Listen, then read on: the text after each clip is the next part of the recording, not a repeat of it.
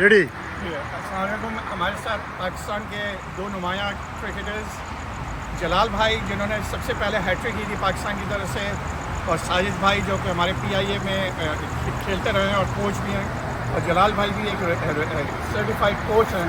तो जलाल भाई से एक सवाल है, आजकल बहुत ज़्यादा कहा जाता है कि टीम का एक इंटेंट होना चाहिए, उनको मॉडर्न डे क्रिकेट खेलनी चाहिए। तो अगर इसको डिफ़ाइन करें तो ये मॉडर्न डे क्रिकेट क्या है, इंटेंट क्या है, और पाकिस्तान जो है उसमें पीछे क्यों है? शुक्रिया इलियास साहब, बड़ा अच्छा सवाल है। और साजिद खान भी हमारे साथ खड़े हुए हैं। बड़े एक टेक्निकल सवाल है। आपने पहले बात की इंटेंट बेसिकली उसको हम कहते हैं जब आपकी वो किसी काम करने की सलाहियत वो आपको और जो आप करना चाह रहे हैं वो कर सकें। मसलन अमूमन जहाँ अटैक करना है वहाँ अटैक करें, जहाँ आपको मैच जीतने के लिए एफर्ट्स करनी है वो एफर्ट्स आप दें, तो दैट इज़ इंटेंट। मगर इंटेंट जो है वो अकेला होना काफ़ी नहीं है। आपके अंदर ये इंटेंट जो है मैं ये कर दूँगा, मगर उसके अंदर उस काम करने की सलाहियत जिसे हम स्किल कहते हैं वो भी होना चाहिए। दोनों चीज़ें एक दूसरे से को रिलेटेड है। तो जो मैं एज ए कोच समझता हूँ, हमारे पास इंटेंट तो है मगर हमारे पास वो स्किल नहीं है जो उसको अकम्प्लिश कर सके, तो उसकी ज़रूरत है। इंटेंट तभी आपका जब कामयाब होगा जब आपको वो काम करना आता होगा। एक तो ये वजह। दूसरा जो आपने मॉडर्न डेज क्रिकेट की बात की, उसमें अब हमें याद है कि हमारे ज़माने में एवरेज बड़ा इंपॉर्टेंट समझा जाता था कि उसका एवरेज क्या है। आज भी इंपॉर्टेंस है एवरेज की, मगर आज पूरी जो मॉडर्न डेज क्रिकेट है वो स्ट्राइक रेट पर घूमती है। स्ट्राइक रेट इंपॉर्टेंट हो गया एवरेज से ज़्यादा, कि आपने कितनी बॉलें खेल के 100 रन है। 100 रन बनाना इंपॉर्टेंट नहीं है, कितनी बॉल से खेला। तो आजकल आपने देखा होगा कि टेस्ट क्रिकेट में एक ही दिन में 500 रन भी मारना, तो वो और इसी वजह से मैच के रिजल्ट भी आते हैं। तो modern days cricket basically strike rate है। दूसरा अगर उसको आप मज़ीद एलोब्रेट करें तो फिटनेस है, और वो जो इंटेंट है वो होना ज़रूरी है किसी काम को करने के लिए, और उसके साथ स्किल। ये मॉडर्न डेज क्रिकेट है। अभी जो हमारी एक सीरीज़ होगी ऑस्ट्रेलिया के खिलाफ, उसमें अभी साजिद भाई से मैं सवाल करूँगा, लेकिन उससे पहले जलाल भाई से एक और सवाल यह है कि आजकल टेस्ट मैचेस में देखा जा रहा है कि टेस्ट मैच 3 या 4 दिन में ख़त्म हो जाता है। तो क्या टेस्ट क्रिकेट को 3 और 4 दिन पे मोहित कर दिया जाए, और उससे ये भी होगा कि बहुत सी टीमों को मज़ीद टेस्ट खेलने के मौके मिल जाएंगे? इसके बारे में आप क्या कहते हैं? इसके बारे में भी आजकल एक बातचीत चल रही है। 4 दिन की तो बात हो रही है, और क्योंकि अब हमने देखा भी है कि ज़्यादातर क्रिकेट में ज़्यादातर रिजल्ट 4 दिन में आ रहा है, तो 4 दिन तक किया जा सकता है। एक तजर्बे के तौर पर पहले ICC करके देखें, क्योंकि जो टेस्ट क्रिकेट का जो मज़ा है उसमें अब क्योंकि ज़्यादा फास्ट हो गई है टेस्ट क्रिकेट भी, तो इसलिए जो टेम्परामेंट है बैट्समैनों का वो भी जो है कम रह गया, तो इसलिए 4 दिन में रिजल्ट आया। तो हम ये तजर्बा कर सकते हैं, मगर जो एक बात कही जाती है कि आखिरी दिन बड़ा मुश्किल होता है, और जो टीम लास्ट बैटिंग कर रही है वो उसको अगर 200 रन भी चेस करना तो मुश्किल होता है। वो कंडीशन ऑफ द पिच होती है जो आफ्टर 4 डेज उसकी डिड्यूरेशन जो आ जाती है पिच में, वो चीज़ अगर 4 दिन होंगे तो शायद वो इतनी नहीं आए। तो लास्ट इनिंग वाला इम्पैक्ट है वो कम हो सकता है 4 दिन की क्रिकेट में, मगर एक तजर्बे के तौर पे और टाइम को देखते हुए आजकल के दौर में जो ज़्यादा T20 क्रिकेट है हम 4 दिन तक कर सकते हैं। साजिद भाई से अब सवाल है कि पाकिस्तान की टीम ऑस्ट्रेलिया गई है। आमतौर पे देखने में ये आया कि ऑस्ट्रेलिया जब भी पाकिस्तान टीम जाती है शुरू में खराब परफॉर्मेंस होती है, इनको जाते ही 3 वनडे मैच खेलने, कोई साइड मैच, कोई प्रैक्टिस नहीं, मैच नहीं है। तो आपके क्या ख्याल है कि ये टीम जो कि आगे चैम्पियंस ट्रॉफी और फिर आगे जाके वर्ल्ड कप आएगा बाद में काफ़ी अर्से बाद, ये ओलंपिक्स में तो T20 क्रिकेट होगी, लेकिन चैम्पियंस ट्रॉफी में और जो नेक्स्ट वर्ल्ड कप होगा उसमें 50 ओवर्स की गेम होगी। तो ये जो सीरीज़ है इसमें आपको कोई ऐसा नज़र आ रहा है कि टीम की तैयारी हो रही है लॉन्ग टर्म, या वही प्लेयर्स हैं उनके इर्द गिर्द ये चीज़ें सर्कल करेंगी, और पाकिस्तान के क्या चांस हैं? बहुत शुक्रिया इलियास भाई, जो हमारे बहुत ही इम्पोर्टेंट सवाल है एनालिस्ट के हवाले से। होस्ट भी हैं इलियास चौधरी भाई, मगर बहुत इम्पोर्टेंट सवाल किया पाकिस्तान वर्सेस ऑस्ट्रेलिया टेस्ट और ODI। मगर हमारी खुशकिस्मती है, और आज आपने प्रोग्राम में भी देखा होगा 82 पे अगर हैदराबाद में ODI में पहली हैट्रिक करने वाले जलालुद्दीन साहब मौजूद हैं। और 2024 में हम बात कर रहे हैं, ऑस्ट्रेलिया में पाकिस्तान टीम पहुँच चुकी है ODI खेलने। 50 ओवर जो 16 ODI खेले, और मेरे ख्याल में 2 जीते हैं, एक हफीज़ की क़यादत में जीते, एक वसीम अकरम की क़यादत में। बहुत इंपॉर्टेंट है पाकिस्तान क्रिकेट टीम के लिए, बॉलिंग को सर्वाइव कर जाएगी, बैटिंग मेरे हिसाब से बहुत मुश्किल है सरवाइव करना। हारिस एक ऐसा पाकिस्तान के पास फास्ट बॉलर मौजूद है, और आपको इलियास भाई याद होगा वकार और मुश्ताक यहाँ मौजूद थे अमेरिका यूसुफ में, तो जलाल भाई से यकीनी तौर पर नया बॉल और पुराना गेंद पे बात करेंगे। मगर ये जो सवाल है इलियास भाई 3 ODI खेलना, मगर रिजवान पहली दफ़ा कप्तान बने, उन्होंने अपने जो लॉबी थी रिजवान की तो मैं समझता हूँ ख़त्म हो गई है। रिजवान अगर असद शफीक पहली दफ़ा पाकिस्तान टीम के साथ एक सिलेक्टर गया 11 ओवर की टीम बनाएगी, तो यही मेरे को समझ में नहीं आता। पाकिस्तान क्रिकेट टीम जब कप्तान बनाए तो उसको फ्री हैंड दें, आपने 11 ओवर की टीम खिलानी है कि हेड कोच होता है। मगर ये चीज़ जो पाकिस्तान वहाँ पहुँच चुकी है, जो ODI खेला जाएगा, शाइन मेरे ख्याल में फास्ट बॉलिंग करेंगे, नसीम करेंगे, हारिस बोलेंगे फास्ट बॉलिंग को, आपकी अच्छी होगा, बैटिंग सर्वाइव कर जाएगी। साइम अयूब की 2020 में जो शौहरत लेके आए वो ओपन कर रहे हैं, जो उनकी खुद की अपनी कारकर्दगी सवाल से। अब्दुल्ला शफीक यकीनन फॉर्म में नहीं है, बाबर उस तरह की फॉर्म में नहीं है, सिवाय जो फॉर्म में है रिजवान थोड़ी और फॉर्म में, आगा सलमान फॉर्म में। तो मैं नहीं समझता पाकिस्तान क्रिकेट टीम को इतनी आसानी की बहुत ज़्यादा मुश्किलात होगी। मगर सवाल वहीं आकर रुकेगा जो पहली हैट्रिक 82 2024 वाइट बॉल, अब दोबारा वाइट बॉल है जलालुद्दीन साहब, इस पर आपका सवाल बनता है। कुछ जो लोग जो हमारा इलियास चौधरी, साजिद खान और test cricketer qualified coach Jalaluddin जो लाइव में प्रोग्राम सुन रहे हैं, तो ज़रूर जलालुद्दीन की गुफ्तगू सुनिएगा।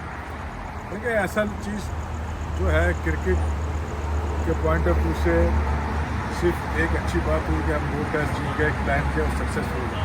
मगर इसके अलावा जितनी भी चीज़ें हो रही हैं, अब आप देखें ना, एन मौके में आपका गैरी क्रिस्टन जो हेड कोच था वो छोड़ के चला गया। इस तरह के जब डिसीजन होते हैं तो बोर्ड उनको मैनेज नहीं कर रहा, टीम में भी बहुत ज़्यादा चेंजेस हुई, कुछ सिलेक्शन के हवाले से भी बातें, तो अभी एवरीथिंग इज़ नॉट गुड। मेरा कहना है मकसद है कि सब कुछ सही नहीं है अभी क्रिकेट बोर्ड में, बहुत सी चीज़ें हैं जो सही होनी हैं।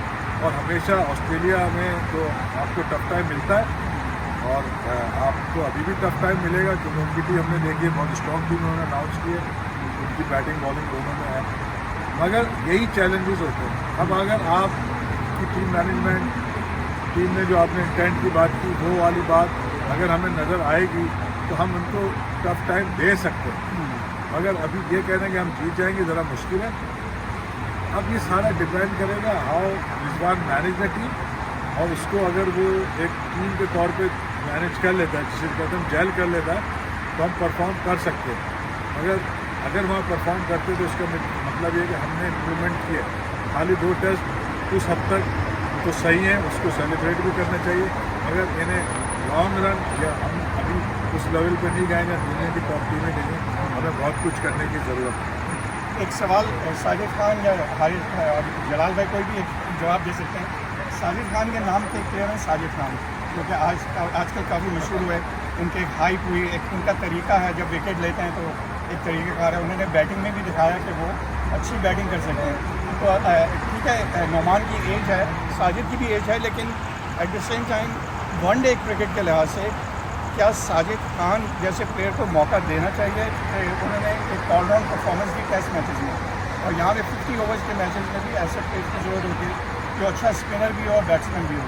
तो मेरा ये ख्याल था, लेकिन आप ज़्यादा बेहतर जानते हैं, साजिद खान जैसे प्लेयर को होना चाहिए कि नहीं? 200% होना चाहिए। जब आपकी फॉर्म लगी हुई हो, बॉलिंग बैटिंग और अच्छी कारकर्दगी दिखा रहे हो, तो फिर आपके पास स्पिनर उस पाए के नहीं हो, फिर आपको ज़रूरत है। साजिद खान डिज़र्व करता है, 200% डिज़र्व करते थे, उनको कैरी करना चाहिए, इसलिए शान मसूद को डिज़र्व करना चाहिए था, और सऊद शकील को कैरी करें, इमाम अलग को करें। टीम जैसे जलाल भाई ने बात की, क्वालिफाइड बंदा बात कर रहा है, उसने आप देखें वुमेन्स टीम में बेड़ा गलत हो गया है। सवाल वो करें जो हक और सच की बात होती है। वुमेन्स टीम में मोहम्मद वसीम के कल मैंने प्रोग्राम में मैंने एक GTV प्रोग्राम में जलालुद्दीन साहब का नाम लिया, जो वुमेन्स टीम की कारकर्दगी हुई है, कोच को हटना चाहिए था ना। अब मोहम्मद वसीम साहब हट नहीं रहे, सवाल मेरा गलत उधर चल जाएगा, पर बात निकली है तो दूर तक जाएगी। सवाल ये पैदा होता है, लॉजिक ये है, आपके लोग जो सही लोग हैं वो सही नहीं है। आकिब आया है, मगर आकिब को अपने डिसीजन लेना आता है। तो मेरा कहने का मकसद ये, वुमेन्स टीम में भी सही लोग आए, जैसे जलालुद्दीन ने पास में वुमेन्स टीम में रखी थी।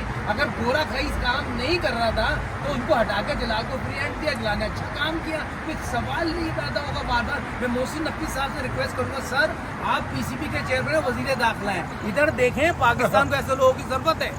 इसमें भी जैसा जलाल भाई ने भी कहा कि जब उन्होंने हैट्रिक की थी पहली दफ़ा, तो अभी जब प्रोग्राम हो रहा था यहाँ पे ह्यूस्टन में, वहाँ पे ये बातचीत आई जलाल भाई जो है उन्होंने हैट्रिक की, लेकिन उनको अगले मैच में जो टेस्ट मैच था उसमें टीम में 16 खिलाड़ियों में भी नहीं शामिल किया गया। तो ये चीज़ मेरे ख्याल में बहुत ही पुरानी है और उसको ख़त्म अगर किया जाए तो मेरे ख्याल में खिलाड़ियों का हौसला बढ़ता है।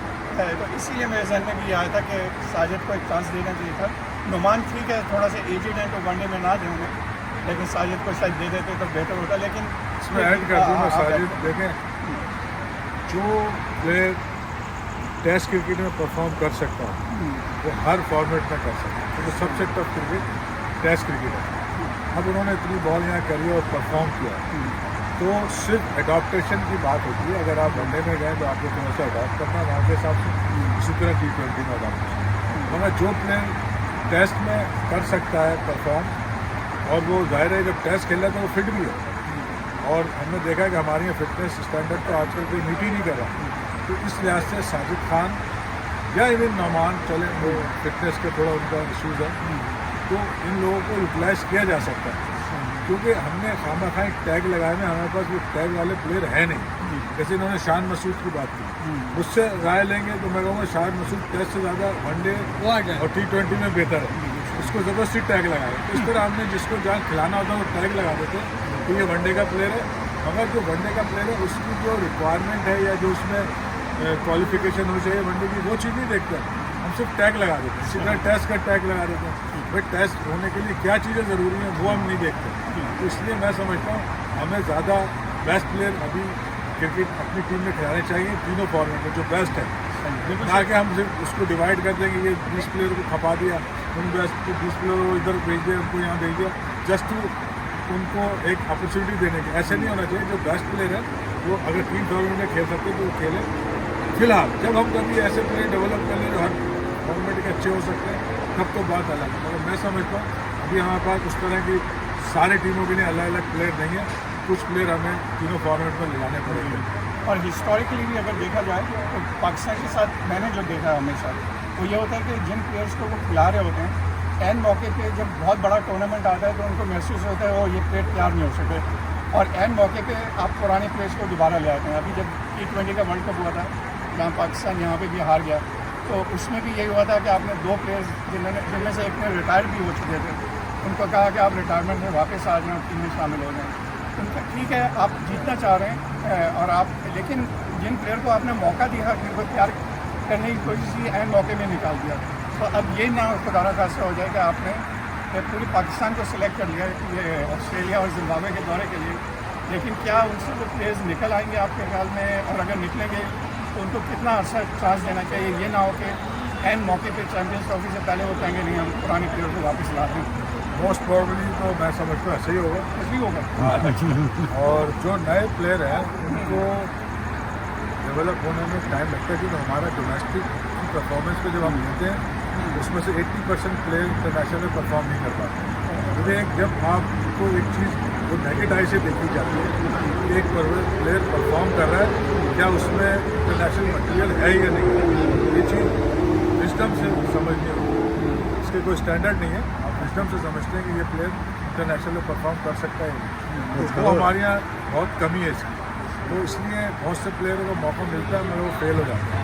तो हमें नीचे ग्रास रूट से शुरू करना है प्लेयरों को अब नए मॉडर्न डेज क्रिकेट के लिए, तो तब जाके वो प्लेयर आगे इंटरनेशनल का जब गैप कम होगा तो वो most of them can perform at international level. तो अभी ये वाला जो फ्लॉ है इसको ख़त्म करने में टाइम लगेगा।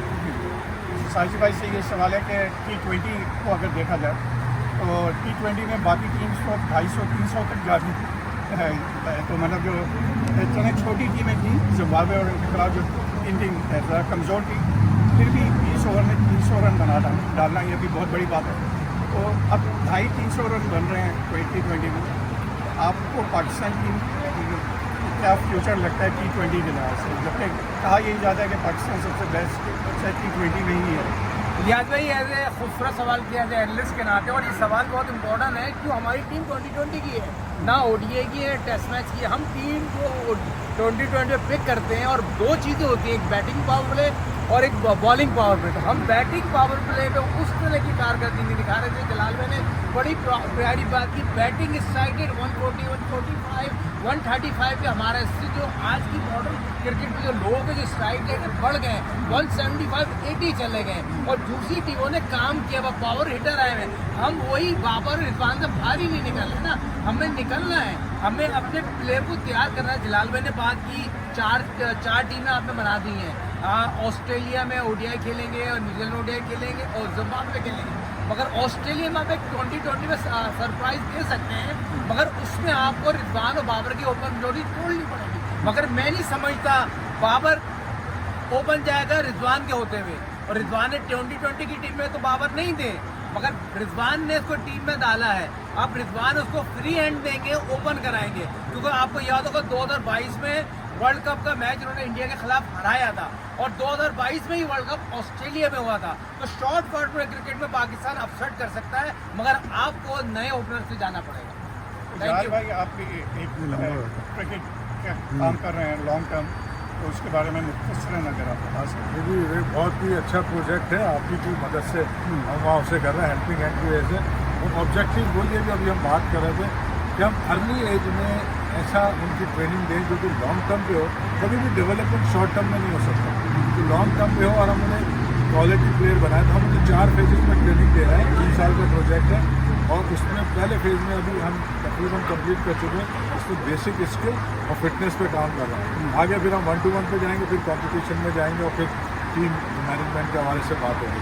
तो इस तरह के प्रोग्राम बोर्ड को करने चाहिए, जो कि आपने वहाँ इनिशिएट किया, इसको देख के बोर्ड को ये काम करने चाहिए। इसमें ये मैं ऐड करते चलूँ, हेल्पिंग हैंड सैयद इलियास चौधरी भाई की जो कोचिंग है, 3 साल का पुराना जो पाकिस्तान के साबिक टेस्ट क्रिकेटर क्वालिफायर जलालुद्दीन साहब के जो हुआ, तो बहुत टैलेंटेड बच्चे हैं। और मलिक अख्तर एक बच्चा है जो मैं बहुत ही उसको फॉलो करता हूँ, लेफ्ट हैंड बैट्समैन है, मोस्ट टैलेंट से ना। बहुत से लड़कों की जो बेसिक है ना, जिस तरह मैं उनके वीडियो देख रहा हूँ, प्रोग्राम देख रहा हूँ, हफ्ते का कैंप लगता है, क्वालिफाइड कोचेस वहाँ आते हैं, क्वालिफाइड ट्रेनर आते हैं। ये बहुत ही खुशाइन बात है, पाकिस्तान में रह के इतनी अच्छी चीज़ हेल्पिंग हैंड की तरफ से हमें बैक करना चाहिए और इस चीज़ को सराहना चाहिए कि ऐसे लोग जो पाकिस्तान की क्रिकेट खेलते हुए हैं, क्वालिफाइड कोच हैं और जिन्होंने क्रिकेट में मेहनत की, धक्के खाएं और सिखाने का मकसद है बेसिक ये सिखाएंगे, कोई लड़कों को मुश्किलात ना आए। तो ये चीज़ बताने के साथ बताना इसलिए ज़रूरी है, आप लोग भी आइए, इसको इस काम को आगे बढ़ाइए और बढ़ चढ़ के हिस्सा लें। ये बहुत बहुत शुक्रिया। और हम लोग बहुत मुश्किल से जलाल भाई से कभी मुलाकात होती रहती है और ऐसा मौका कम होता है साजिद भाई के तवज्जो से। ये आज हम लोगों ने उनसे बात की, तो उम्मीद है कि जारी थैंक यू जलाल भाई, आपको पसंद आई, थैंक यू जलाल भाई, आपको बात पसंद आई थैंक यू होगी। नदीम भाई, बहुत बहुत शुक्रिया।